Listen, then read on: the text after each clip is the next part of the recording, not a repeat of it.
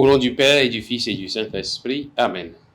Viens, Esprit de sainteté, viens, Esprit de lumière, viens, Esprit de feu, viens nous embraser. Évangile de Jésus-Christ selon saint Jean.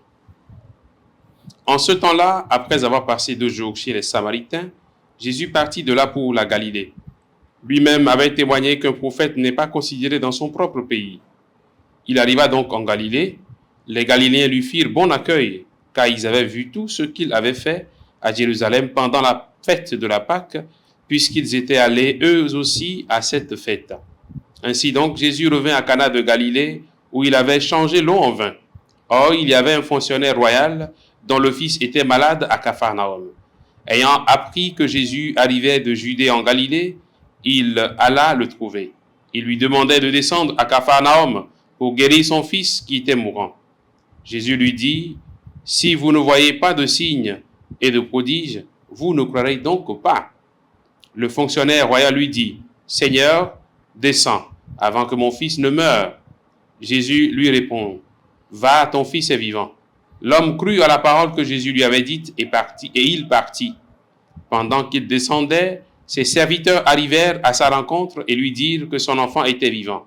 Il voulut savoir à quelle heure il s'était trouvé mieux. Ils lui dirent, c'est hier à la 7e heure, au début de l'après-midi, que la fièvre l'a quitté. Le père se rendit compte que c'était justement l'heure où Jésus lui avait dit, ton fils est vivant. Alors il crut, lui, ainsi que tous les gens de sa maison. Tel fut le signe que Jésus accomplit lorsqu'il revint de Judée en Galilée. Acclamons la parole de Dieu. Louange à toi, Seigneur Jésus. Bien, chers frères et sœurs en Christ, nous sommes aujourd'hui le lundi 31 mars. Nous marchons dans ce temps de carême avec le Seigneur. Dans l'évangile d'aujourd'hui, Jésus accomplit le 2e signe à Cana en Galilée, en redonnant la vie à l'enfant d'un fonctionnaire royal qui était gravement malade.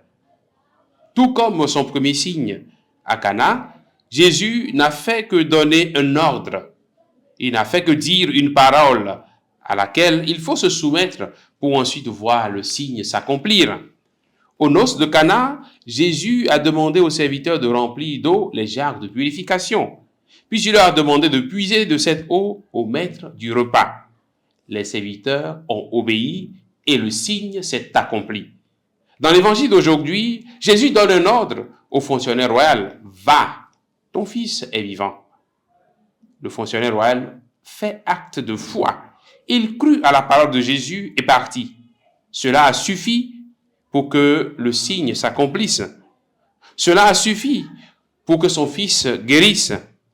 Cela a suffi pour que ce 2e signe s'accomplisse. Bien-aimés de Dieu, nous pouvons constater que les signes de Dieu ne s'accomplissent pas toujours de façon fracassante et spectaculaire. Juste une parole, juste un geste suffit à Dieu pour renverser une situation, pour accomplir un signe. La parole de Jésus a suffi pour guérir cet enfant gravement malade. Il n'a pas eu besoin d'une prescription ou d'une démonstration extérieure. La parole de Jésus a rencontré la foi de ce fonctionnaire. Il a adhéré à ce que Jésus a dit et son fils a retrouvé la santé. Le Seigneur nous invite à croire sans attendre de signe.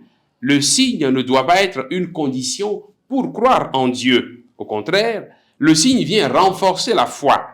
Dans le cas de notre fonctionnaire royal de l'Évangile, quand il s'est rendu compte que son enfant est guéri, au moment où Jésus a prononcé sa parole, alors il crut, lui et les gens de sa maison, nous dit l'Évangile.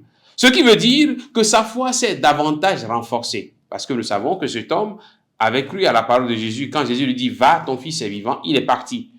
Mais quand on vient de sa maison lui annoncer qu'effectivement le fils est guéri, alors il a cherché à savoir à quel moment. Quand il s'est rendu compte que effectivement ce que Jésus a dit correspond au moment où l'enfant a retrouvé la santé, le texte nous dit encore qu'il crut, ce qui signifie que sa foi s'est renouvelée davantage, sa foi s'est renforcée. Il crut, lui et les gens de sa maison. Ce qui veut dire que sa foi, non, s'est renforcée. Et sa foi a réussi à contaminer les autres. Une preuve de sa foi qui grandit, c'est cette contagion de son adhésion au Christ. C'est-à-dire que non seulement il croit à Jésus, lui, mais aussi il accompagne les autres qui sont autour de lui à adhérer à Jésus. Il croit et il entraîne les gens de sa maison. Combien de personnes ta foi a déjà entraîné, mon frère et ma sœur? Combien de personnes se laissent toucher par ta foi au Christ Jésus? Combien de personnes, rien qu'en te voyant vivre, voudraient aussi vivre comme toi, voudraient aussi devenir meilleurs comme toi, voudraient aussi vivre leur foi chrétienne comme toi? Demandons au Seigneur la grâce d'une foi solide et d'une foi qui se répand, qui contamine les autres que Dieu met sur notre chemin. Que le Seigneur nous bénisse en ce jour, au nom du Père et du Fils et du Saint-Esprit. Amen.